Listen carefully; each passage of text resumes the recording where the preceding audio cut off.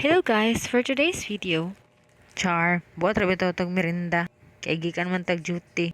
Nya gutom kaayo. Nya kay pag-uli na ako kay naagian man ako tong nagabaligya og pizza. Nya kay vegetarian man ta karon, magdi-DIY na lang muna ang first son. Kita raman pod na akong dire sa social media. Nya ato ra i-try itong ingredients kung unsa ra man ang available sa atong balay. So murag dili pod kita mag-expect kayo lami jud kaayo kay vegetarian ra man eh. Pero syempre, buhatan jud nagpamaagi eh. Nga malami pod atong kaon. Kay naaman ko'y tinapay naglista ra gay na sa kantin.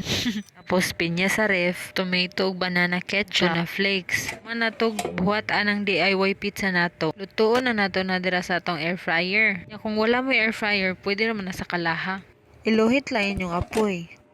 Pero kana ka nagamit man tag air fryer, iset lang nato na sa 5 minutes.